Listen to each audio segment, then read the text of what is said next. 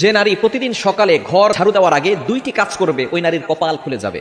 বর্তমানে আলহামদুলিল্লাহ নারীরা অনেকটা দিনের পথে চলে এসেছে, তারা এখন আলহামদুলিল্লাহ সঠিকভাবে চলার চেষ্টা করে, সঠিকভাবে চলার ট্রাই করে। আমরা বিশেষ করে সকালবেলা ঘুম থেকে ওঠার পরে ঘরটাকে ঝাড়ু দেওয়ার ট্রাই করি। ঘরটাকে ঝাড়ু দেয়, বিশেষ করে মা বোনেরা যারা আছেন ঘরটাকে পরিষ্কার পরিচ্ছন্ন রাখার জন্য ঘুম থেকে ওঠার পরেই ঘর ঝাড়ু দেয়। এই ঘর ঝাড়ু দেওয়ার আগে কিছু কাজ করতে হবে। দুইটি কাজ যদি নারীরা করতে পারে ওই নারীর কপাল খুলে যাবে। এক নাম্বার হচ্ছে ফজরের সালাত আদায় করা। ফজরের 2 রাকাত ফরজ নামাজ আছে না নাই? ফজরের নামাজ কয় রাকাত? মোট হচ্ছে 4 রাকাত, 2 রাকাত সুন্নত, 2 রাকাত ফরজ। নবীজি সাল্লাল্লাহু আলাইহি সাল্লাম জানিয়ে দিয়েছেন, সহিহ মুসলিম শরীফের হাদিস, যে ব্যক্তি ফজরের 2 রাকাত ফজরের নামাজ আদায় করবে, আল্লাহ পাক রব্বুল আলামিন তাকে জিম্মায় নিয়ে নেবেন। ওই ব্যক্তিকে দুনিয়ার কোনো শত্রু কোনো ক্ষতি করতে পারবে না। আল্লাহ পাক রব্বুল আলামিন নিজে পরের দিন ফজর পর্যন্ত তাকে হেফাজত করতে থাকবে। আল্লাহ পাক রব্বুল আলামিন তার জিম্মাদার হয়ে যাবেন।